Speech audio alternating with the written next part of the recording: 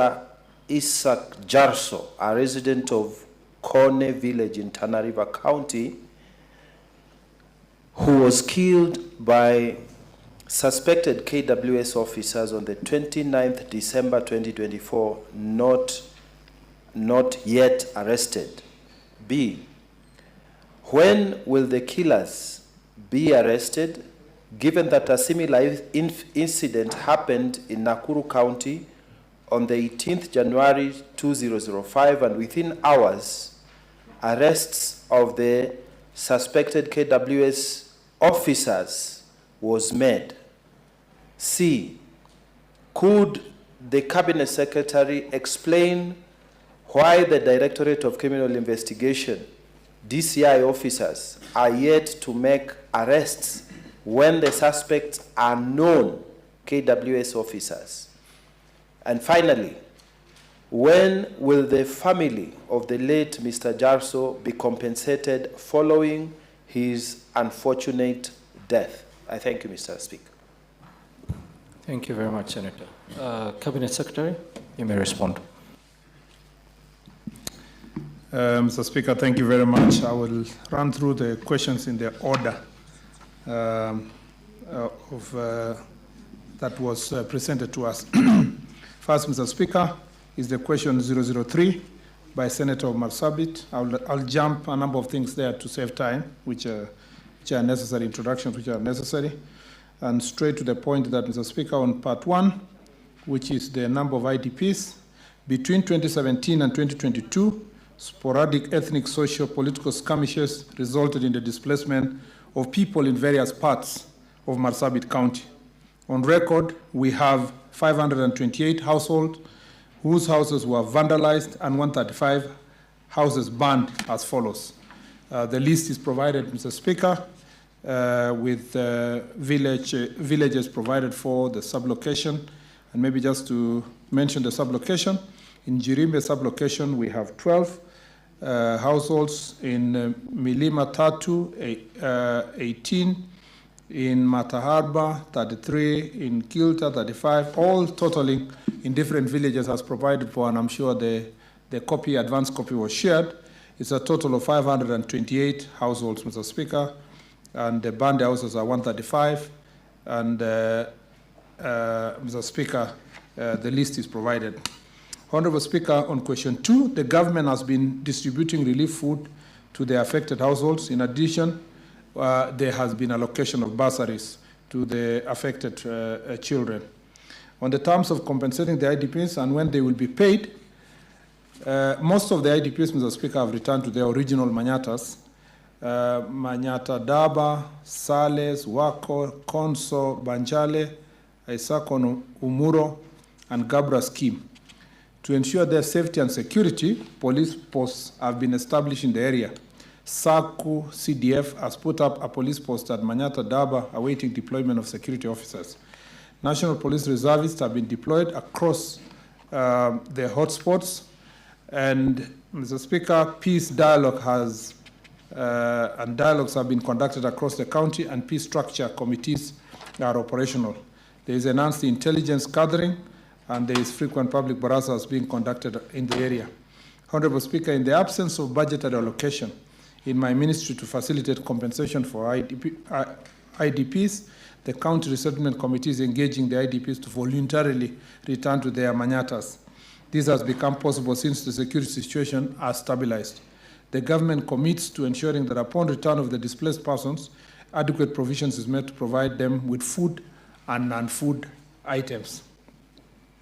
Mr. Speaker, on question number 006 by nominated Senator Honorable Amida Kibwana, Mr. Speaker, on part 1, which is the deteriorating situation of the Nyayo House, I would like to respond as follows. Nyayo House was commissioned around 42 years ago and currently accommodates over 58 national and county government departments, which offer different services to the citizens, especially immigration services. Previously, the ministry engaged the State Department of Public Works to assess the necessary maintenance works of Nyayo House, and they gave the ministry a bill of quantities amounting to 244 million shillings, 831, and 831,860 shillings, funds which the ministry does not have at the moment. The refurbishment will cover internal and external painting, electrical and mechanical works, including the lifts, Mr. Speaker, which are actually performing very poorly. The State Department of Immigration and Citizen Services occupies the majority of the floors in Nyayo House. All these floors currently occupied by the State Department are being refurbished to ensure efficient service delivery and a conducive working environment for both the staff and the clients. The floors that accommodate the Principal Secretary's office and on 23rd floor, and the Director of E-Citizen Services on 23rd, 22nd and 17th floors have all been renovated and refurbished with modern furnishing and IT infrastructure. The service lobby on the ground floor, where the Directorate of Immigration and Citizen Services carries out passport application and issuance, was fully renovated and expanded to accommodate our targeted clientele. Plans are underway to renovate offices on 3rd, 4th, and 8th floors and refurbish all the washrooms and all floors that are occupied by State Department of Immigration and Citizen Services. On part 2, on the measures put in place to ensure both public and government officials working there have clean water, sanitary amenities, and conducive working environment, I'd like to respond as follows, Mr. Speaker. The government has ensured an uninterrupted clean water supply, which runs throughout the week from the Nairobi City's county. Nyayo House also has reserve tanks on the rooftop of the building in case we experience water supply shortages. The State Department of Immigration and Citizen Services has also outsourced cleaning services. On whether there is a budgetary allocation for the renovation in 2024-2025, Mr. Speaker, I wish to state that the State Department for Immigration and Citizen Services was allocated 70 million shillings in the financial year 2024-2025 budget for the renovation and refurbishment of our offices at the Nyayo House. However, due to the ongoing austerity measures, the National Treasury reallocated the funds. We do hope that the National Treasury will disperse the funds to allow the completion of the budgeted renovations. Thank you, Mr. Speaker. On question 012 by Senator James Murango of Kirinyaga County, Mr. Speaker, we have a very detailed response, but I'll try to summarize. Mr. Speaker, regarding the immediate actions that have been taken by the National Police Service to address increasing incidents of insecurity in Kirinyaga County, particularly in Kerugoya town, I'd like to respond as follows. In January 2025, several security incidents were reported in Kerugoya and Gurubani towns within Kirinyaga County. Consequently, the following immediate measures were undertaken to arrest the situation. 1, increased patrols and rapid responses. The National Police Service intensified both foot and mobile patrols in Kerugoya town and its environs, focusing on early morning and late evening hours when incidents were more frequent. 2, special operations. The National Police Service organized continuous special operation to get rid of the criminals. 3, public sensitization. Regular public security meetings were conducted to inform the residents about emerging crime trends and preventive measures. 4, stakeholder partnership. Collaboration was strengthened with community policing groups, Nyumba Kumi initiatives, and private security firms to facilitate information sharing for effective security management. 5, multi-agency coordination. Law enforcement worked closely with the national government administration, officers, other security agencies, and public to build confidence in security efforts. 6, targeted investigations. Specialized units were deployed to conduct thorough investigations leading to the arrest and prosecution of criminals.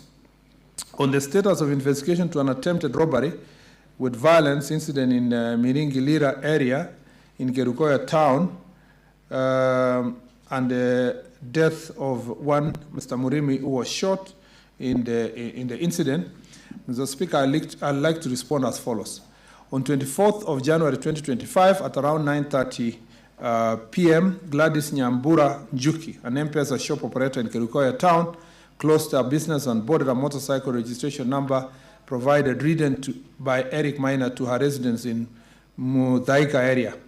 Before reaching her destination, they were intercepted by assailants using 2 numberless motorcycles, each carrying a pillion passenger and armed with a pistol. The criminals confronted the complainant brandishing pistols and forcibly snatched her handbag while demanding money. Upon hearing a distress call, a resident, Mr. Peter Karimi Kamau, aged 44 years, responded in an attempt to assist. Unfortunately, one of the robbers shot him. They also fired 2 shots into the air to disperse bystanders before fleeing the scene on their motorcycles. Police officers arrived promptly, but criminals had already escaped. At the scene, the police officers recovered 2 spent cartridges and 5 rounds of ammunition. The injured victim was rushed to Kerugoya County Referral Hospital for treatment.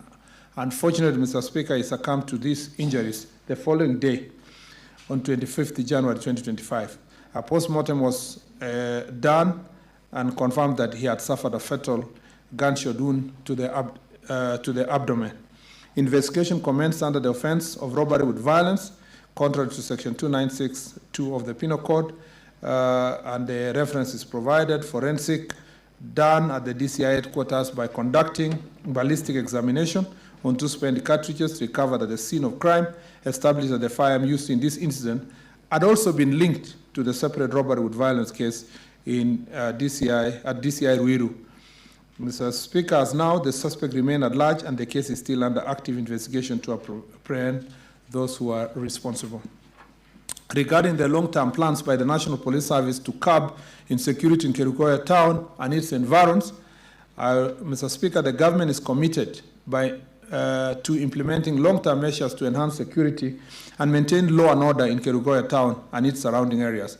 The following strategies aim to provide sustainable solutions to crime and insecurity: strengthening the community policing and Nyumba Kumi initiative, increasing, and the more details are provided for in the statement, increasing police presence and patrols, use of technology of crime prevention, especially CCTV cameras, and use of the toll-free emergency number, Fichua kwa DCI, capacity building and training of officers.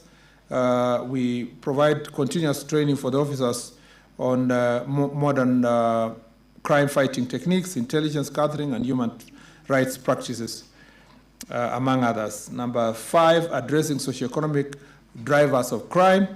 We would like to collaborate with the local community organization to provide social programs aimed at reducing criminal behavior, improved legal and judicial processes to enhance collaboration between the police and the judiciary to ensure that these cases are handled swiftly, enhance intelligence and surveillance operations in the area, strengthening public-private partnership in security, working together with the private firms and the community, and finally, periodic security audits and stakeholder engagement to ensure that we deal with these threats. On the list of police officers who have served in Kirinyaga County over 3 years and their transfer status, Honorable Speaker, the Service Standing Orders, SSO Cap 72, govern the transfer and deployment of police officers. As stipulated, the mandate for deployment lies with the Inspector General and is not used as a disciplinary measure or reward. Mr. Speaker, additionally, in line with the recommendations, officers should not serve in a single enhance their professionalism, mitigate corruption, and ensure optimal service delivery. However, exceptional circumstances allow certain officers to remain in one station beyond this period, including those with medical conditions requiring family support, officers are undergoing disciplinary proceedings, and those nearing retirement who wish to serve closer home. In this regard, we have a total of 30 police officers who have served for more than 3 years in Kerugoya town.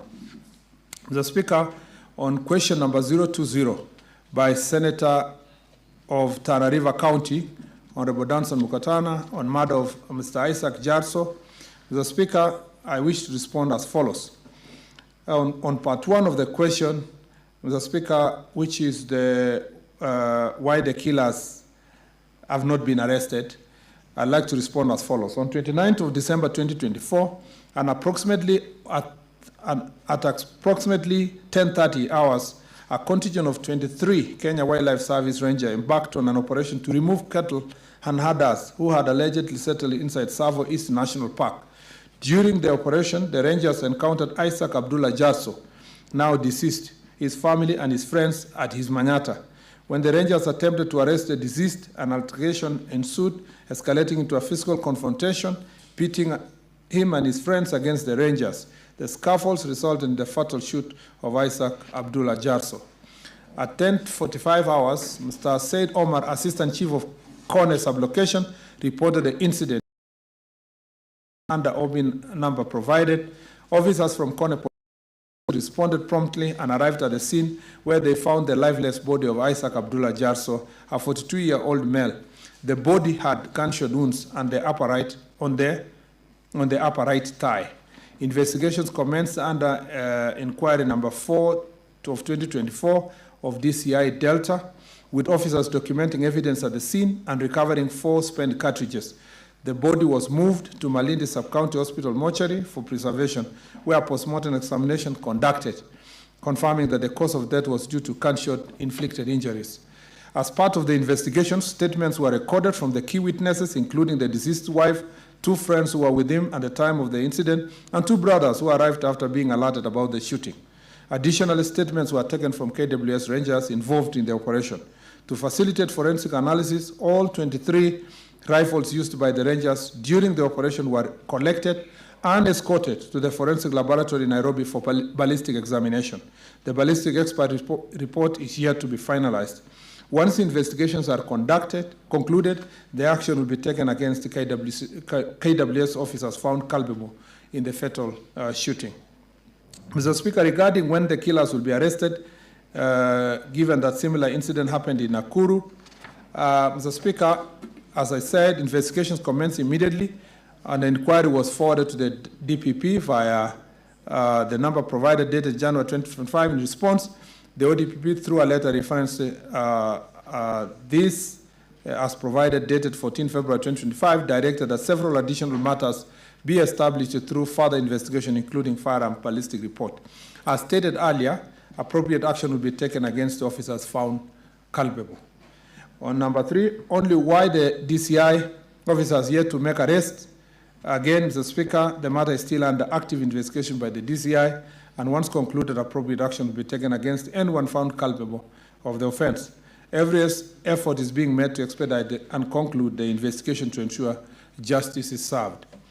Mr. Speaker, regarding when the family of Mr. Jarso will be compensated, Mr. Speaker, compensation for the family for the late Isaac Abdullah Jarso will be subjected to due process depending on the outcome of the investigations. Mr. Speaker, on question number 5 by Honorable Beatrice Ogola, I wish to respond as follows. On part 1, on the level of preparedness on the mitigation of drought and floods, Mr. Speaker, the prolonged 2024 rains resulted in flooding that impacted most parts of the country. A total of 58,641 households, representing 293,205 individuals were displaced, and 412,262 persons were affected. The flooding caused to roads, bridges, aerodromes, railways, railway lines, school infrastructure, and health facilities. Kajalan, and 9,367 livestock were washed away. The government and partners supported the affected population with the evacuations and provision of shelter. Cut-off roads and railway lines were reopened. Further, the government distributed 3,798.1 metric tons of relief and other non-food items to affected population. Arising out of this experience, the government has strengthened early warning systems and disaster preparedness for anticipated food flood risks. The government will issue timely alerts besides mobilizing emergency response efforts and awareness creation. The government is investing in climate-resilient infrastructure, flood control measures, and disaster mitigation strategies to reduce vulnerability. This includes improving drainage systems in towns and cities. Number 2, on the specific areas that are particularly been mapped out, Mr. Speaker, I'd like to say as follows.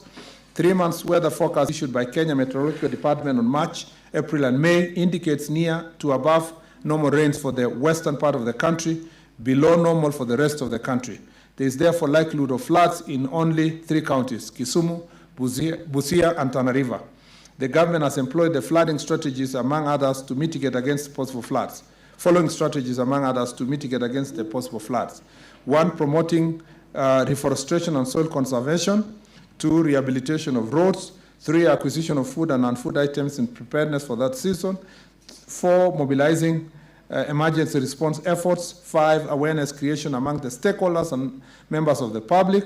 6, improving drainage systems in towns. 7, developing and regularly updating emergency response to ensure swift and effective actions in event of flooding, including protocols of evacuation in event of flooding. Number 8, fostering collaboration among stakeholders to develop coordinated response to flooding incidents. Finally, Mr. Speaker, on that question, on how much has been set aside for 2024-2025, I'd like to say in the current financial year, the Minister has set aside 40 million for disaster and emergency response. This notwithstanding, the government will mobilize more resources should there be need to do so. Finally, Mr. Speaker, on question number 6, I hope it's finally, yes. By Senator of Turkana, Senator James Lomenen, I'd like to respond as follows. On part 1, regarding the measures in place to mitigate persistent livestock theft and banditry that have plagued Turkana County for decades, Mr. Speaker, the government is committed to addressing the historical challenges of livestock theft and banditry in Turkana County and other regions by implementing several measures. The measures include enhanced security deployment. Mr. Speaker, there is an increased presence now of through specialized units such as anti-stock theft, rapid deployment unit, and general service unit to deter criminal activities. B, strengthening border security, increased patrol along porous border with neighbor countries to prevent cross-border raids and smuggling of stolen livestock. C, strengthening the inter-county and cross-border collaborations, particularly with neighboring counties and countries to prevent movement of stolen livestock and spread conflict across borders. D, recruitment of training and equipping of national police reservists drawn from local communities to complement police efforts in intelligence gathering and security patrols. 5, strict legal action and prosecution of perpetrators. We're working closely with the Office of DPP and the judiciary to ensure swift prosecution of arrested bandits. And 6, disarmament of, or F, disarmament of weapon recovery. There are ongoing efforts to recover illegal firearms through voluntary surrender program and targeted security operations. Mr. Speaker, on part 2, on the different strategies put in place to elevate the unchecked rates that have exacerbated poverty and insecurity in the region, where, Mr. Speaker, I would like to respond as follows. The government has implemented multifaceted approach to address the persistent rates in the region by continuously assessing and adopting strategies to effectively tackle insecurity and restore sustainable peace and development in the region.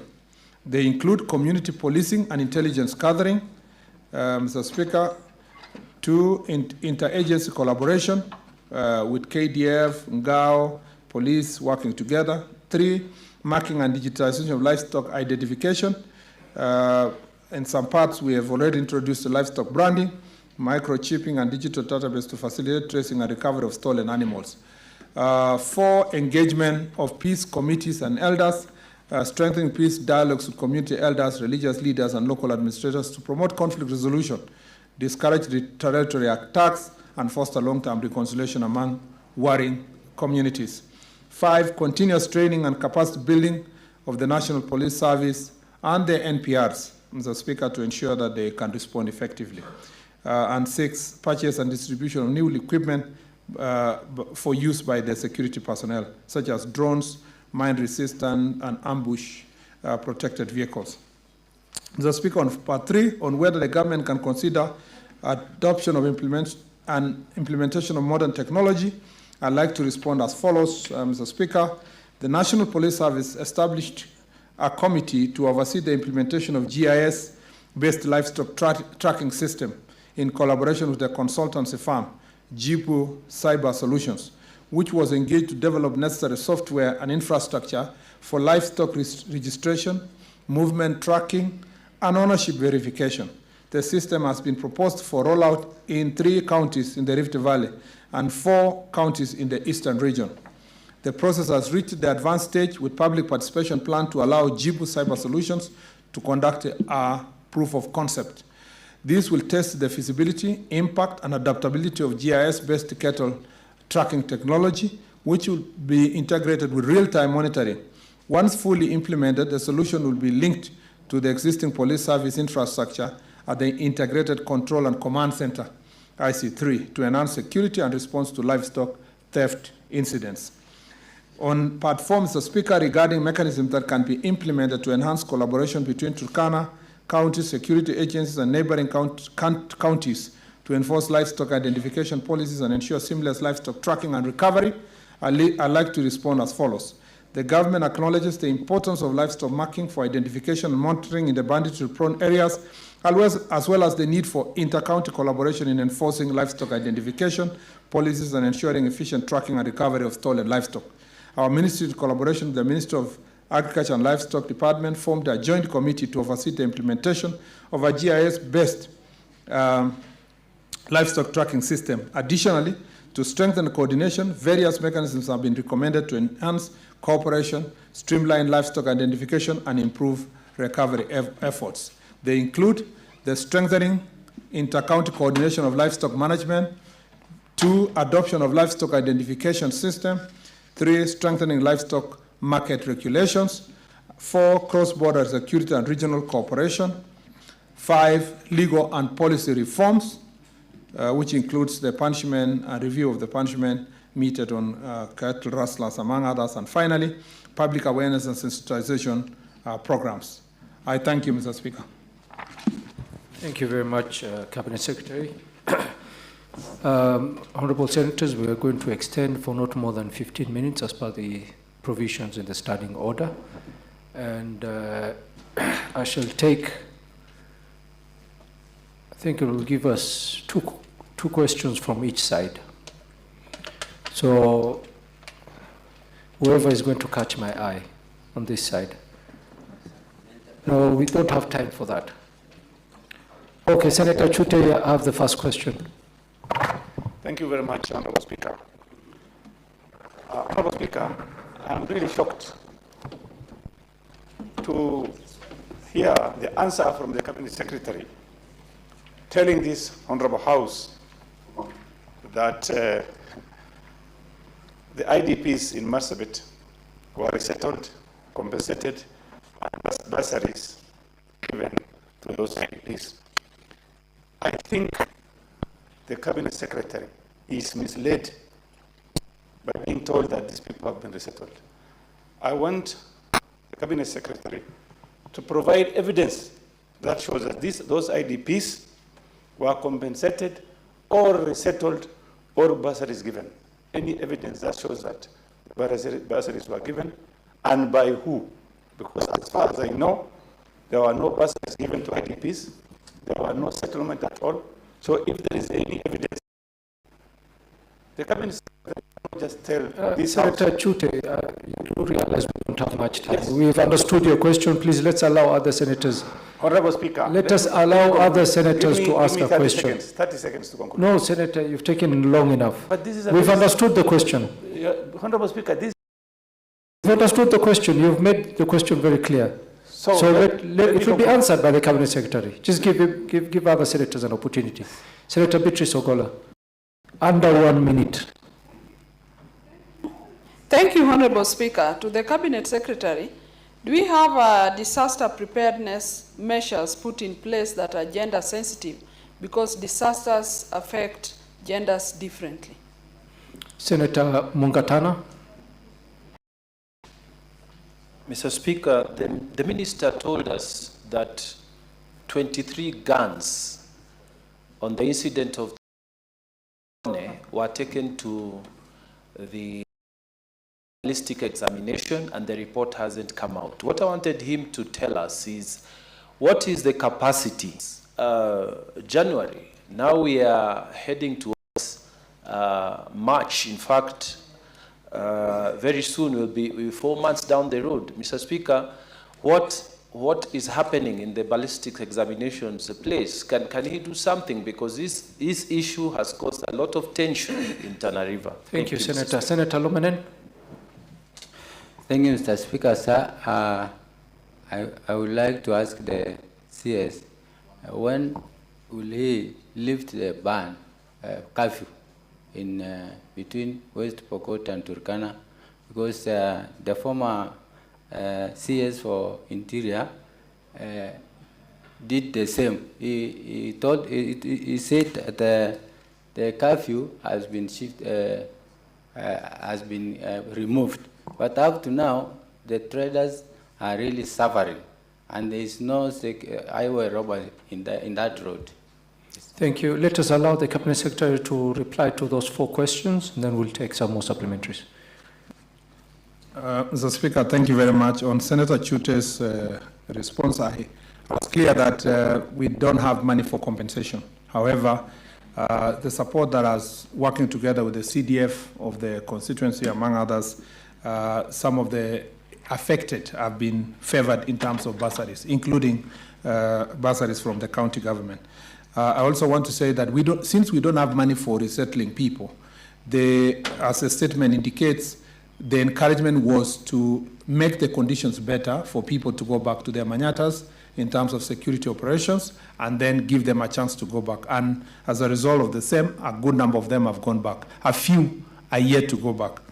Mr. Speaker, on the evidence of the same, it can be provided to the Honourable Senator in writing for the same. On the question of Honourable Beatrice Ogola, we have been and we will continue being gender sensitive in terms of disaster response. If you see what the government did last year, a lot of focus was on issues that are going to affect women, the needs, specific needs of women, specific needs for children, and this will continue. And we will continue perfecting, our responses based on the experience we get from every year.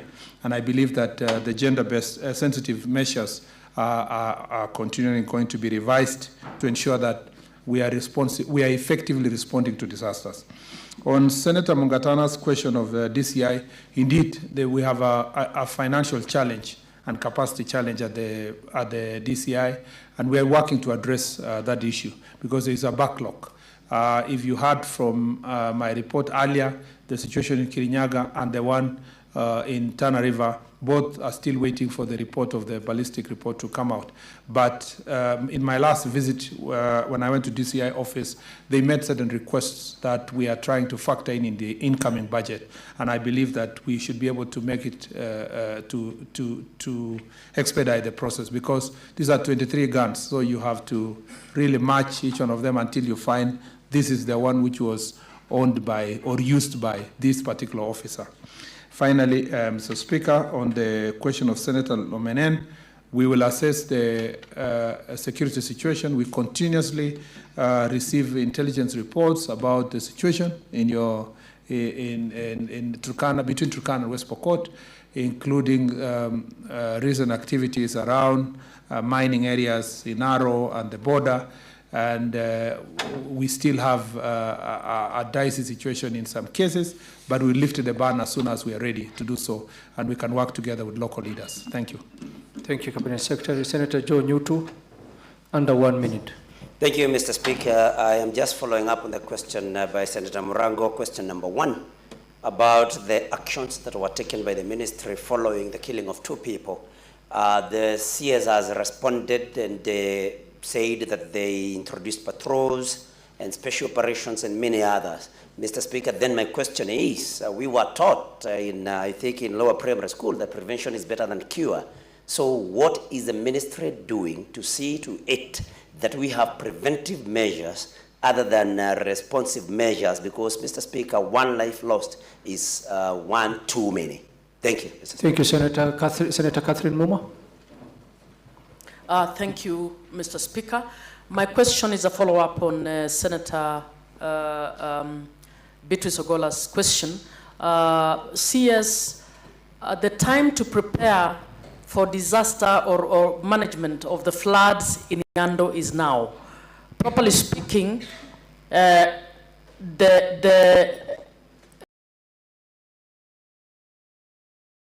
X should be happening now. Why do we wait every year? And it is very happen in Nyando, and then we purport to bring in dikes, including our,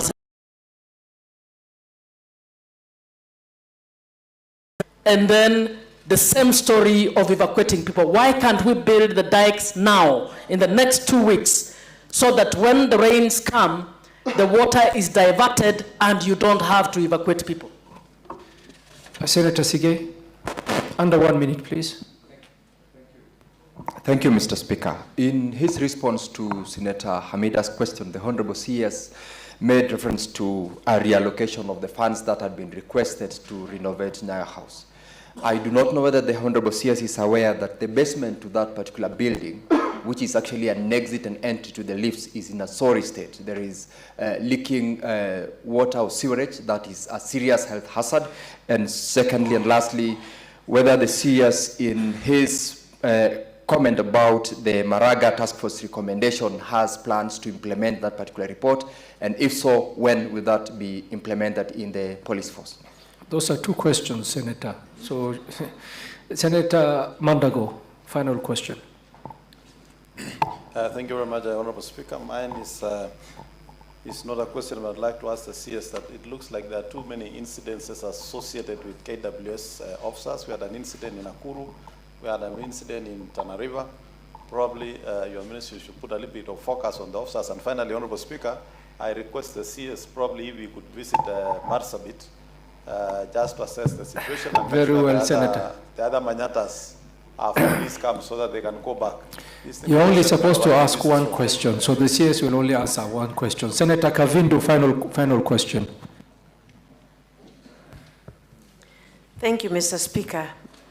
Mine is to ask Honorable CS about insecurity.